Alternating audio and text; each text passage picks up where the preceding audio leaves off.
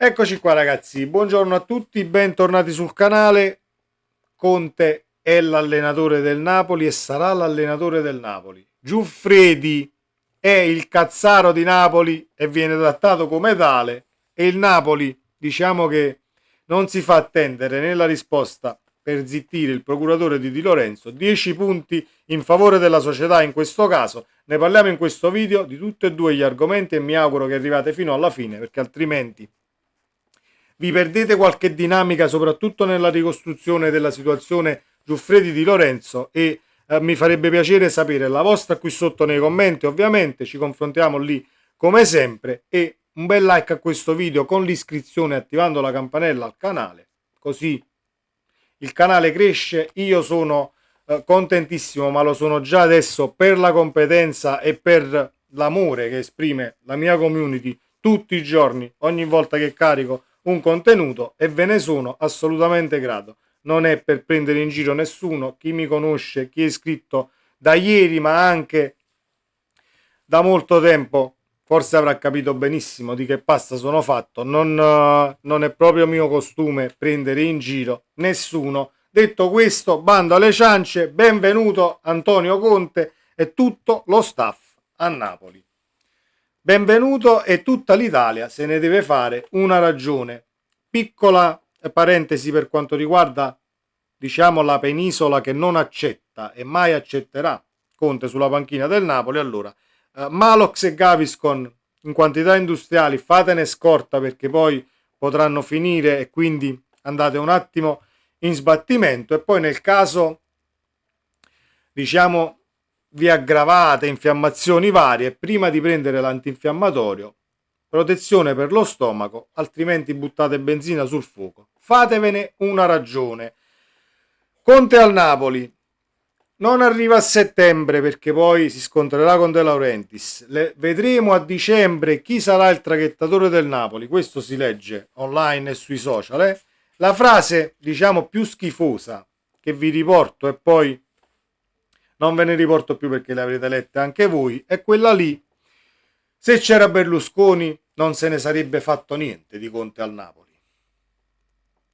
E allora, su questa frase chiudiamo questa parentesi, perché sappiamo benissimo in quale campionato giochiamo, sappiamo benissimo la tutela che ha il Napoli da parte della Federazione Italiana Gioco Calcio, e sappiamo benissimo come vanno determinate dinamiche. Lo sa benissimo anche Conte, senza dire che poi no, voi avete preso un tifoso della Juve.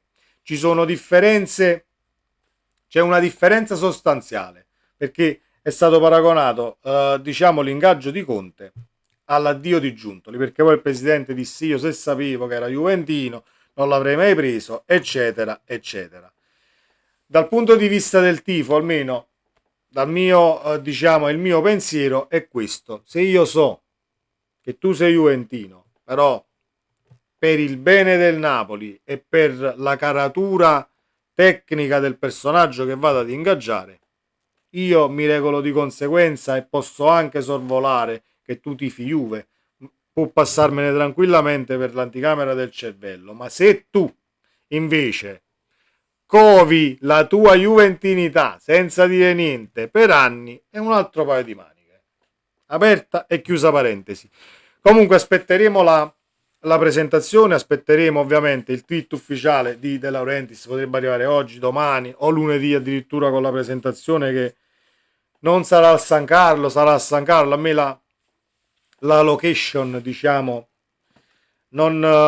non interessa tantissimo, perché il succo poi della questione che dobbiamo assolutamente tenere e farne tesoro, perché il Napoli cambierà nell'organigramma societario, e forse è già cambiato. Ancora benvenuto al mister, e ne vedremo delle belle. Auguro a tutti i calciatori del Napoli che hanno tirato, diciamo, quest'anno i remi in barca, di sputare veramente veleno nelle prime 2 o 3 settimane di allenamento, così come hanno fatto tutti i calciatori che Conte ha avuto, perché le sessioni di allenamento saranno molto dure. Quindi ben venga Antonio Conte, serviva un allenatore del genere, e complimenti al Napoli per aver completato questa operazione onerosa, perché parliamo di un investimento, vedremo poi le cifre precise quando usciranno tutti i contratti, eccetera, eccetera, ma oltre i 50 milioni di operazione in 3 anni, quindi complimenti alla società per aver portato almeno questa barca in porto, e vedremo poi di salpare nel migliore dei modi da agosto in avanti. Detto questo, il Napoli sta cambiando pelle a livello societario. Non parlo di presidenza, parlo di figure professionali che sono mancate l'anno scorso. Tant'è vero che Giuffredi va a sparare vongole dovunque, in qualsiasi intervista gli viene fatta, e viene zittito dal Napoli in tempo zero nella giornata di ieri. Altri 10 punti in favore della società, ma ci sono delle cose che a me non vanno giù, mai andranno giù, e mai riacquisterò la stima verso Di Lorenzo, o meglio, mai, diciamo, si riattiverà la mia stima che c'era nei confronti di Di Lorenzo fin quando il capitano non prenderà parola e smentirà il suo procuratore, cosa che non succederà mai. E quindi a livello umano per me Di Lorenzo è completamente cancellato. Poi arriva Conte, se lo tiene, Di Lorenzo fa un grandissimo campionato, buon per lui e buon per noi per risultati sul campo, ma a livello umano resterai sempre un uomo di una pochezza diciamo incredibile, perché ci sono stati casi, e non solo a Napoli, possiamo ricordare Hamsik, possiamo ricordare anche Insigne che cambiò procuratore. Quando tu arrivi a un certo punto e il tuo e chi diciamo ti deve fare il bene per la tua carriera sta facendo solo del male, io ci penserei un tantino nel cambiarlo, perché poi diciamo che se vuoi restare a Napoli a vita, e se avete decantato questa cosa, io mi lego a Napoli a vita, caro Di Lorenzo, stai sicuro che non ti serve nemmeno Giuffredi, perché il Napoli lo stipendio fino al 2028 e al limite un rinnovo per un altro anno, o al limite una squadra dove tu vorrai andare a fine contratto, te la può trovare anche Micheli. Non ti serve Giuffredi, non ti serve a niente, perché i procuratori sono quelli che fanno staccare contratti milionari a rialzo ai propri assistiti. Quando hai un calciatore di caratura internazionale, Di Lorenzo è un calciatore di caratura internazionale, ragazzi, fino al, diciamo, nell'anno dello scudetto, fino alla fine di quel campionato, Di Lorenzo, non voglio dire diciamo castronerie, ma era tra i primi 3 terzini in Europa, se non al mondo, parliamo della fascia destra, e lo sarà ancora. Non è che è questo di quest'anno, ma ci arriviamo perché ricostruiamo un attimo il tutto, e sarei felice che arrivaste a fine video. Non staccate e restate con me, perché è una cosa molto molto interessante. Allora, Giuffredi nell'intervista dice una cosa secondo me fondamentale, sulla quale dobbiamo un attimo soffermarci, non una sola ma un paio. Non vado a prendere tutta l'intervista perché la situazione l'avete letta e la conosciamo anche da dichiarazioni di giorno addietro. Allora, la ritrovo, eccola qui. Se arriva Conte cambiamo idea, la domanda, non c'entra niente l'aspetto tecnico-tattico, chi sarà il nuovo allenatore, ci sono tante altre dinamiche e situazioni dove un giocatore fa delle riflessioni e decide cosa fare. Diciamo che dice, io sono contento per Conte, era l'unica medicina, ma non c'entra niente con le decisioni di Di Lorenzo, è una scelta maturata nel corso dell'annata. Ci siamo? Nel corso dell'annata. Quindi torniamo un attimo indietro e torniamo alle dichiarazioni di Giuffredi. Mario Rui è un calciatore in uno scontento, in uno spogliatoio di scontenti, ma la bandiera degli scontenti in quel caso, che noi abbiamo dato al limite a Mario Rui, la teneva Di Lorenzo. La teneva Di Lorenzo. E arriviamo al momento che Garzia mette piede nello spogliatoio e succede quella situazione, la fascia di capitano, il capitano lo decido io, eccetera. Ovviamente io in primis, non sapendo e non riuscendo a capire, perché non avevi tanti pezzi per completare un minimo questo puzzle e cominciare ad avere un attimo una situazione più chiara, mi scaglio contro l'allenatore e dico, ma questo poi è arrivato, il capitano, non il capitano. Ma prima di quella situazione molto probabilmente c'è stato sicuramente qualche screzio con Di Lorenzo e Garcia si è girato così mettendola sulla fascia di capitano. Quindi c'è stato sicuramente qualcosa prima, perché non credo che Garcia, al di là dell'essere inadatto, io sono sempre della stessa idea, sicuramente allenatore inadatto, poco aggiornato e tutto resta a piede, però nessun allenatore sulla faccia della terra entra in uno spogliatoio e la prima cosa che fa dice io decidi il capitano, è una cosa che te ne puoi altamente fregare appena sei arrivato. Quindi per, diciamo, a livello di dinamiche, per accadere la situazione, la fascia di capitano la scelgo io, c'è stato qualcosa prima. E facciamo un attimo i conti. Se Di Lorenzo era il primo tra gli scontenti, perché hai firmato poi il rinnovo con il Napoli, ti sei legato al Napoli, io che chiudo la carriera a Napoli, perché? Ci arriviamo, ci arriviamo.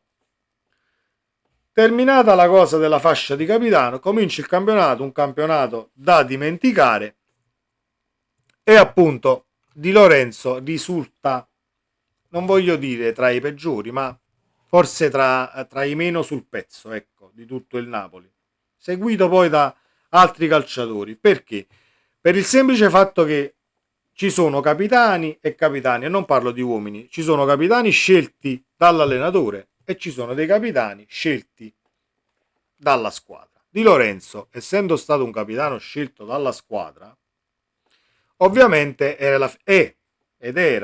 la figura di riferimento per tutto il resto del gruppo. Quindi se tu, capitano, sei il primo degli scontenti, rendiamoci conto che forse non tutti, perché ognuno poi può avere un carattere diverso, può agire diversamente, però 7, 8, 4, 5, 6 calciatori comunque ti seguono a ruota ed ecco che il Napoli arriva decimo e non sono bastati 3 allenatori a risolvere la situazione. Noi credevamo che fosse qualcosa di mentale, ma invece c'era un vero e proprio ammutinamento silente nei confronti della società e infatti arriviamo alla situazione contratti. Il nostro caro Giuffredi dice: come va via Di Lorenzo con un contratto così lungo? Ma i contratti lasciano il tempo che trovano, dice Giuffredi. Dovrei dire che Mario Rui ha il contratto che scade da 2 anni e il Napoli mi ha chiesto di portarlo via. Allora dovrei dire no, resta qui. Ci sono dinamiche che ti portano altrove. Fare un contratto non vuol dire ergastolo, significa prendere un impegno che può anche andare in direzioni diverse. Mai tenere i giocatori contro voglia. Mai tenere i giocatori contro voglia, assolutamente sì, e l'abbiamo imparato quest'anno, ma il fatto che fare un contratto significa prendere un impegno che può andare anche in direzioni diverse dipende da chi lo firma a suo contratto. Se il contratto lo firma un qua, siamo d'accordo. Se lo firma un uomo tutto di un pezzo e una persona che può rispettare le proprie scelte nei confronti poi della società dove vai a giocare e che ti paga profumatamente e in maniera impeccabile a livello di tempistiche lo stipendio, e allora via da Napoli tu e tutti i tuoi assistiti che sono Politano, Mario Rui, Gaetano e anche Foloruscio. Altrimenti ragazzi, compreso Di Lorenzo, cambiate procuratore. O meglio, state sicuri che se volete restare a Napoli fino alla fine delle vostre carriere, state sicuri che non vi serve nemmeno il procuratore. Nemmeno il procuratore. Perché il Napoli non mette così persone sul mercato e va, diciamo, ad imbrigliarsi poi a livello di operazioni di mercato e tempistiche che poteva anche evitare. È successo per forza qualcosa per, diciamo, avere una reazione del genere. Eravamo arrivati a livello cronologico che era cominciato il campionato e Di Lorenzo e compagni comunque svogliati, siamo arrivati decimi, ma c'è questa cosa che a me, l'ultima cosa, e chiudo perché altrimenti diventa troppo lungo il video, a me c'è questa cosa che mi mette tanti pallini per la testa, ovvero la situazione Juve. Di Lorenzo si è promesso alla Juve, ma da quanto? Da quanto? Perché a quanto sentiamo parlare Giuffredi, alla fine sono già promessi alla Juve, non torneranno mai indietro. Ma da quanto? Perché io poi andando un attimo indietro nella festa scudetto post-udinese dove Di Lorenzo sale sulla sedia, noi saremo sempre uniti da questa cosa, abbiamo vinto lo scudetto insieme, al di là di dove andremo, chi lascia, chi rimane, chi andrà via, eccetera. Sappiamo anche che Giuntoli voleva andare alla Juve da gennaio, parole del presidente De Laurentiis, è da gennaio che mi sta nelle orecchie, voglio andare alla Juve, eccetera, eccetera. E allora se componiamo un attimo e facciamo 1+1, che fa sempre 2, io che ne so se a fine scudetto, cioè se a fine annata dello scudetto, a Di Lorenzo non gli sia stata messa la pulce nell'orecchio. Vabbè, non ti preoccupare, vedi come va quest'annata, nel caso io sto a Torino. Perché poi secondo me è una considerazione legittima da fare, non sto dicendo che è andata così, ma viste le circostanze, viste le cose che poi sta cacciando Giuffredi, che dice io non mi fermerò, andrò avanti, perché poi è ribattuto al comunicato del Napoli, noi andremo avanti, il Napoli mi deve spiegare tante situazioni, non può fare una volta è grigia, una volta è bianco, una volta è nero, eccetera, eccetera. Vedremo poi come andrà a finire, però se ricostruiamo dal gennaio Giuntoli voleva andare alla Juve, finisce l'annata, lo scudetto, lo spogliatoio di scontenti che non era Mario Rui poi il portabandiera, ma a quanto abbiamo visto è Di Lorenzo, ecco che ci si porta dietro tanti calciatori che per riflesso e per ovviamente stima e guida nei confronti del capitano, perché è una guida che è scelto dalla squadra, ecco che puoi trovare elementi che tirano i remi in barca e al limite fanno meno del minimo sindacale perché sono in combutta con società, eccetera, eccetera. Allora concludo e dico: voi che quest'anno vi siete messi il Napoli sotto ai piedi, dovete andare a quel paese. Ed ecco che il Napoli è pronto, prontissimo, perché il comunicato del Napoli non è altro che far riacquistare il valore di mercato reale di Di Lorenzo. Perché Di Lorenzo, nel caso tu lo mandi via in una situazione del genere, senza ovviamente esporti, lo metti sul mercato e vai al ribasso e ci prendi 15 milioni e lo dai via, con il comunicato del Napoli dichiarando l'incedibile, ecco che si riacquista il potere monetario del calciatore, sul calciatore, scusate. È mossa azzeccatissima e di una società che è già cambiata nel suo organigramma, perché questa non è una situazione dettata, il comunicato del Napoli non è dettato da Meluso e né tantomeno da personaggi che c'erano prima. Io credo che ci sia assolutamente comunque la diciamo condivisione con Manna e il nuovo staff anche per quanto riguarda il comunicare queste notizie, il redarguire procuratori con la lingua troppo lunga. Sempre Forza Napoli, è finita l'attesa. Benvenuto ancora ad Antonio Conte, ci vediamo nel prossimo video. Ciao.